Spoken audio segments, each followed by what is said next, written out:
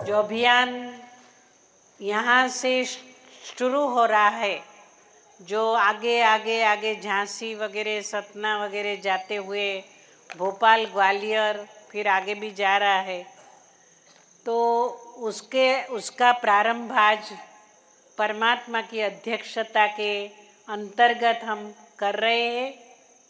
और आज की सभा के अंदर जो उपस्थित है, जो हमारे बहुत प्यारे लाडले भाई साहेब महेंद्र भाई साहेब और अवधेश बहन जी और चंद्रपुर से आई हुई कुसुम बहन जी और अन्य सतीश भाई, भानु भाई, दयाल भाई, पुनीत भाई और दूसरी भी बहनें जो पधारी है, कैलाश बहन वगैरह, तो मैं सबका स्वागत करती हूँ, अभिवादन करती हूँ। और सचमुच ही आज भल हम थोड़े हैं, परंतु थोड़े भी हम क्या है, हम सारे विश्व के अंदर एक आलेख जगाने वाले हैं। तो ये अभियान सारे विश्व के अंदर और ख़ास मध्य प्रदेश के एरिया के अंदर एक सांस्कृतिक जागृति लाने का ये अभियान रहेगा। कौन सी जागृति लानी है, कौन सी अवेयरनेस हमको लानी है, यह बात अगर थोड़ी सी समझ ले तो बहुत ही अच्छा होगा, क्योंकि आजकल का विज्ञान बहुत फास्ट गति से कदम चला रहा है। आज से थोड़े साल पूर्व आपने देखा होगा, कंप्यूटर का नाम भी कोई नहीं जानता था, और कंप्यूटर ने आज के दिन पर एक ऐसा जादू कर दिया है, इतना सुंदर जीवन के अंदर एक गति ले आई है कि जिस कारण सारा विश्व कंप्यूटर के बगैर चल नहीं पा रहा है। छोटे बच्चे को भी कंप्यूटर आता है, तो जवान बूढ़े सबको कंप्यूटर सीख लेते हैं, क्योंकि कंप्यूटर का जगत एक अलग से निर्माण हो चुका है। उसके बाद अभी इंटेलिजेंस इतनी बढ़ रही है, बुद्धि की, आर्टिफिशियल इंटेलिजेंस। जो आर्टिफिशियल इंटेलिजेंस माना कि कृत्रिम, माना आर्टिफिशियल बुद्धि के जरिए कंप्यूटर का इस्तेमाल हो रहा है। और उन्होंने ऐसा कैमरा ढूंढा है कि सारे जगत के अंदर जो सैटेलाइट घूमता है, तो कंप्यूटर के जरिए मैं मेरे घर के कोने में क्या कर रही हूँ वो सारे जगत को पता करना हो तो कर सकता है। तो जो परमात्मा सर्वव्यापी है ऐसा कहते आए हैं, माना क्या, परमात्मा सर्वव्यापी इसी रीति से है कि कहाँ भी कुछ भी हो रहा है वो पता उसको पड़ जाता है। ऐसा वो परमात्मा जानी जाननहार है, और जानी जाना होने के वजह से उसको सर्वव्यापी होने की दरकार ही नहीं रहती है। अपने घर में बैठे बैठे क्या कोने में क्या हो रहा है अपने कंप्यूटर के द्वारा वो देख रहा है। तो उसके साथ साथ अभी एक नया ढूंढ रहे हैं साइंटिस्ट लोग। वो साइंटिस्ट क्या ढूंढ रहे हैं? वो ढूंढ रहे हैं जो भारत देश के देवी देवताओं के, माना हमारी कला संस्कृति वाले जो देवी देवताएं हैं, वो देवी देवताओं के ऊपर उनका संशोधन चल रहा है। वो कहते हैं कि जो विष्णु के हाथ में स्वदर्शन चक्र घूम रहा है, इसमें क्या बात है?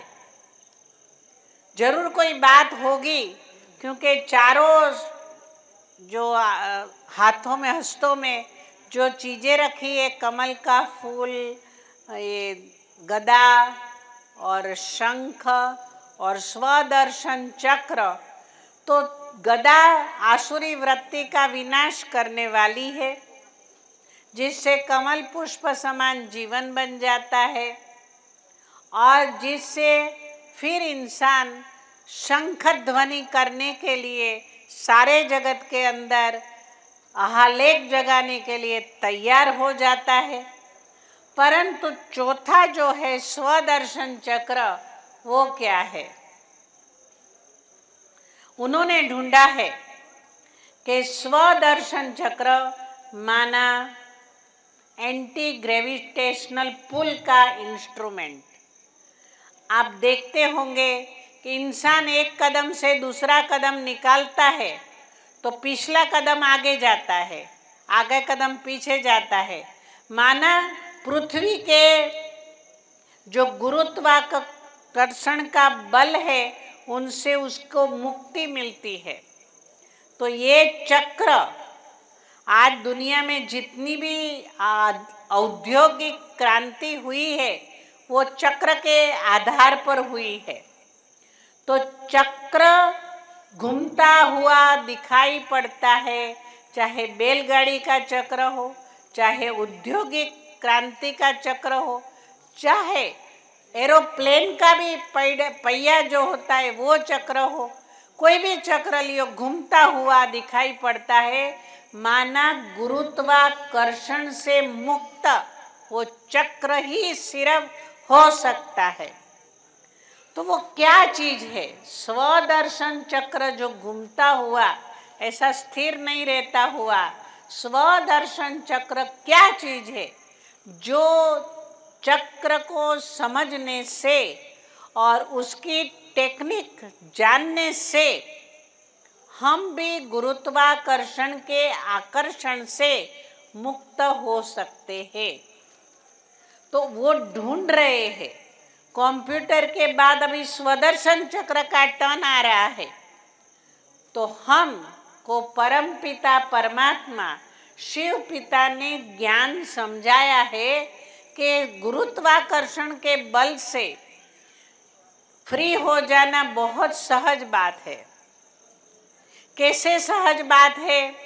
उसके लिए पिता कह रहे हैं, परम पिता परमात्मा कह रहे हैं कि स्वदर्शन चक्र माना खुद का दर्शन कराने वाला चक्र।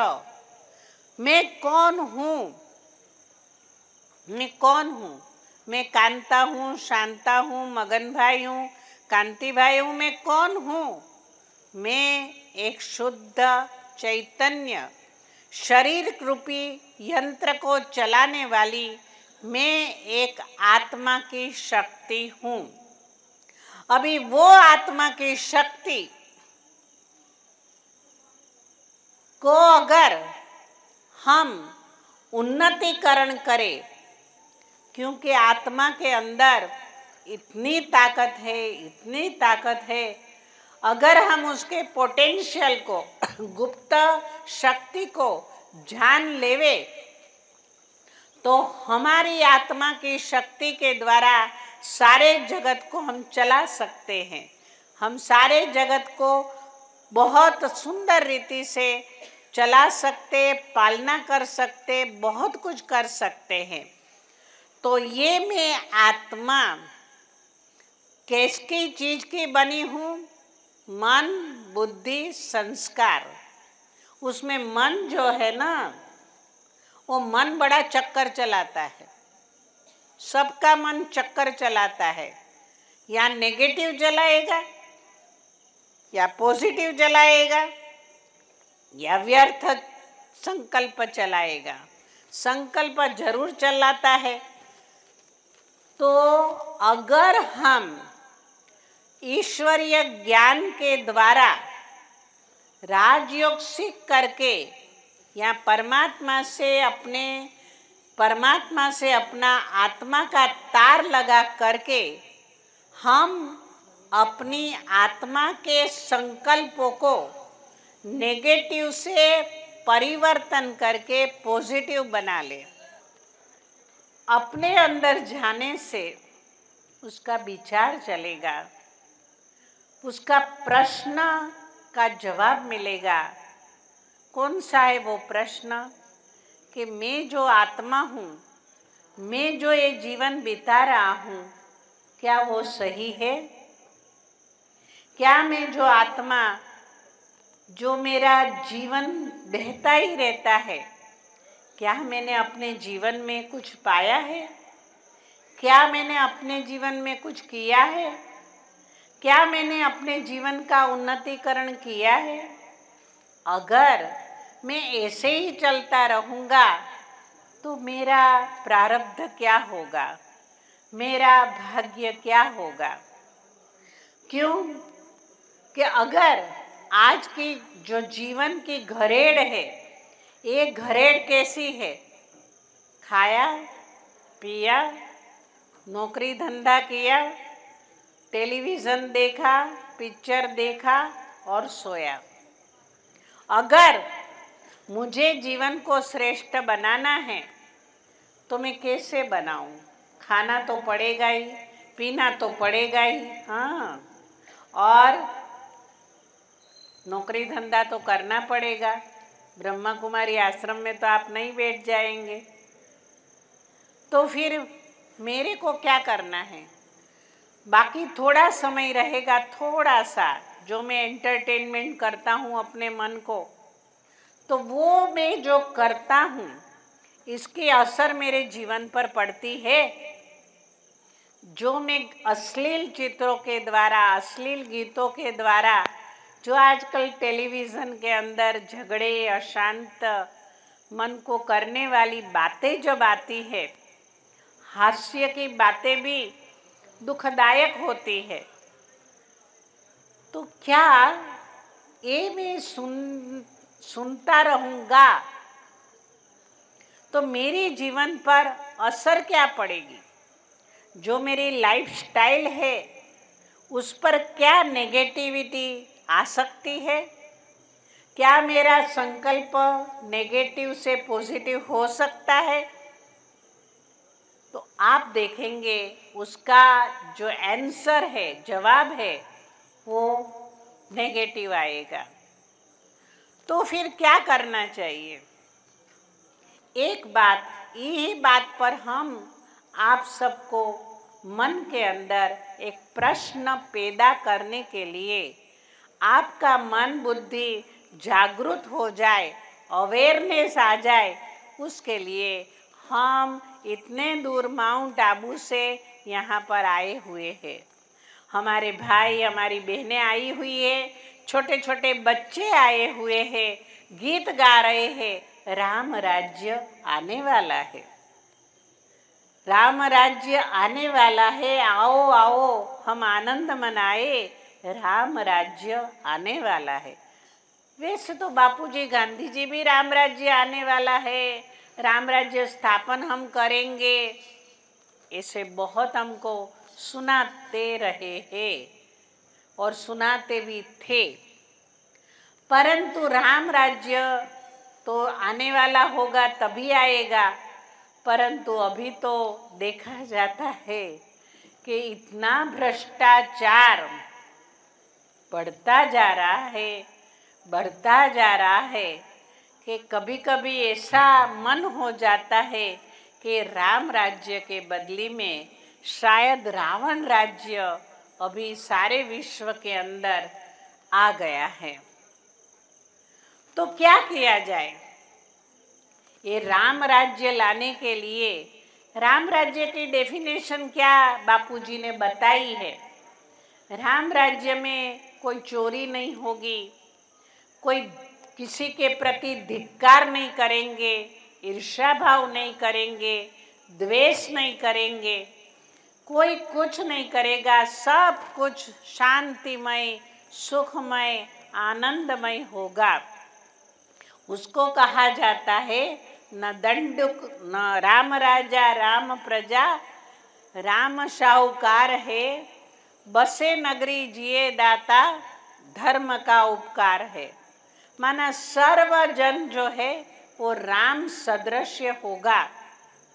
तो राम सदृश्य जो होगा वो कब होगा? आपने रामायण पढ़ा होगा तो रामायण के अंदर हर कदम कदम पर राम की जो मनोवेदनाएं हैं, मन के संकल्प को आप देखेंगे, all the time he was positive. चाहे कैसा भी कोई परिस्थिति आवे, फिर भी श्री राम हमेशा पॉजिटिव पॉजिटिव पॉजिटिव रहे हैं। उसके वजह से लक्ष्मण और उसके सारे साथी, उसका सारा सैन्य, उसकी सारी राजधानी पूरा सकारात्मक चिंतन वाले रहे हैं। तो हमको भी अगर राम राज्य लाना होगा, अगर मेरा घर को राम राज्य समान स्वर्गीय बनाना होगा, अगर मेरी अपनी जीवन को सुंदर, श्रेष्ठ, उल्लासमय बनाना होगा, तो मैं क्या करूं? मैं किसके पास जाऊं?